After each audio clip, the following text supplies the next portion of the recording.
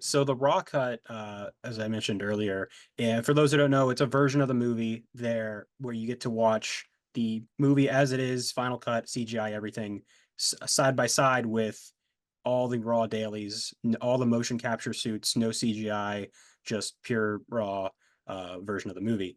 And I was blown away by it. It was something. It's something that, like I told you last time, it's something that I've wanted for all three of the other movies. Yeah. And I've been wanting Yeah, something like everyone this, has. and Even so Matt, he always wanted to talk about doing this too, you know? can you get him to release one Yeah, who for even knows? just one of them? Yeah. Yeah, who Um, knows?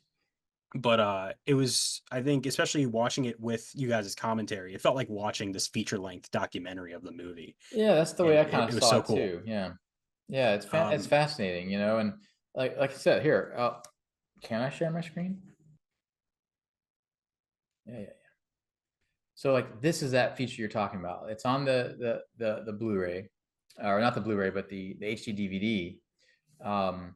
And you can see, you know, what we captured, what we shot, versus there's all this is CG, for instance, and this sequence, you know. Or for Raqqa, we were just talking about Raqqa, you know. You can really watch the scene. I'm gonna turn down the audio here, you know, how we shoot it and what it becomes, right? Which is kind of fascinating to some people who care about the technical sides of these things. I mean, this thing will wear out its welcome for, I think, a majority of folks who you know, who don't care about this kind of stuff. But for the geeks that like to understand these things, it's a fascinating experience. And that we found ourselves watching it, you know, just, you know, you're getting all the facial performances and all the details and just the effort, the sheer effort that goes into like making these things a reality is on full display with this thing, and how we, you know, change takes, and, you know, what we shoot and what we don't shoot. This, that scene I was talking about here, you know, where I'm on just a stage somewhere shooting this stuff and everything else behind him is full CG because it, you know, was anyway, you know. So it's a fascinating way to kind of watch the movie, and just kind of understand sort of what goes into these kinds of, you know, things. You know what I mean? So yeah, it's I encourage anyone who cares, you know, about that sort of stuff or interested in it. They might love it. You know? if you haven't checked it out already, I definitely recommend doing so. It is one of the coolest bonus features. I mean, especially in an era where bonus features on physical media just isn't really much of a thing Yeah, nowadays. It's one of the coolest exactly. I've seen in years.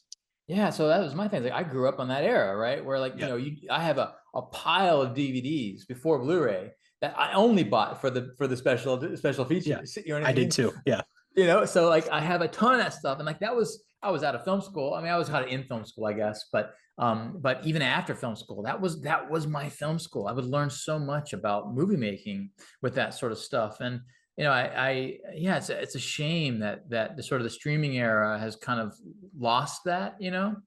And that was one of my things I was arguing about. I really wanted this feature to be on the streaming version, and maybe there's still a chance for that to happen. We'll see. I'm assuming it's just a button push that they can just kind of put it on there. But I really wish more people would be able to watch this thing, because it's a fascinating look into the process, and it's not like kind of what we typically get today, where it's these puff pieces, you know, where, you know, it's just, you know, it's like a marketing piece more than it is like a real look into, you know, the art and craft of making movies. You know what I mean? Like some of the best, obviously, is still the Lord of the Rings stuff. You know, those making ofs are like, you know, it's hours and hours, like 8 hours worth of stuff, of documentary basically, where they show yeah. warts and all, like people having arguments, which we all have on set, and that kind of stuff. Like it's fascinating to me.